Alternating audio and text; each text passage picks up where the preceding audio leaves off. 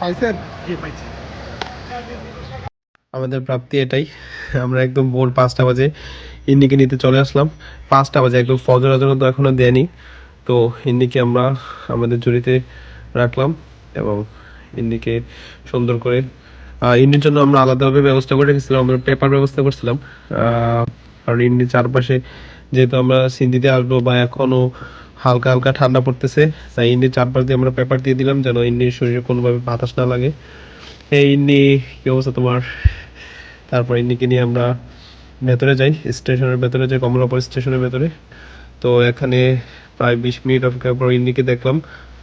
ইন্ডি খুব ভালো, ইন্ডি এখনো, ইন্ডি খুব শান্তশিষ্ট একটা স্বভাবের বিড়াল।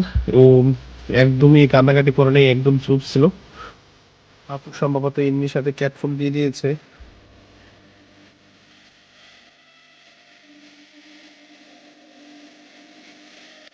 তারপরে আমরা কিছুক্ষণ ওয়েট করার পর ইন্ডিকে নিয়ে প্রবেশ করি। ছয়টা 6টা 30 ট্রেন ছেড়ে যাবে সিলেটের দিকে।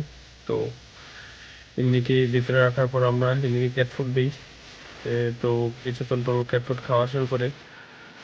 তো এটা দেখে খুবই ভালো লাগলো যে ও মানে 10টা 11টার দিকে ও ক্যাট ফুড খাওয়া শুরু করে, কিন্তু অন্যান্য বিড়াল তা করে না।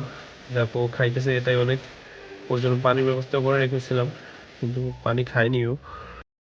আর সবচেয়ে আশ্চর্যের বিষয় হচ্ছে ও খাবার খাচ্ছে। হ্যাঁ, অনেক বিড়াল তা করে না। মানে হচ্ছে কি, জার্নির সময় অনেক বিড়াল ভয়ে থাকে, খাবার খায় না, কিন্তু আমাদের মিনি খাবার খেয়েছে।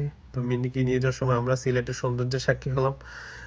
সিলেট আসলে খুবই সুন্দর একটি জেলা, বিভাগ। তো মিনিকে আমরা কিছুক্ষণ পর পরই চেক দিই। তো দেখলাম যে মিনি তার নিজের শরীর চুলকাচ্ছে।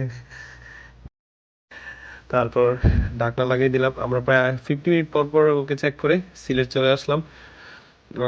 সিলেট, মিন্নি চলে আসলো ঢাকা থেকে সিলেট।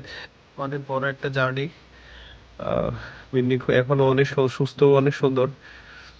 তবু ওকে আমরা খুলে চেক করবো, যেহেতু অনেকক্ষণ পর। এই মিন্নি, না, ও খুবই শান্ত স্বভাবের।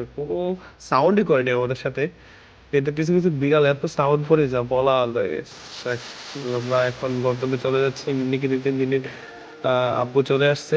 আব্বু বলতে মিন্নিকে যে নেবে ওনার আব্বু।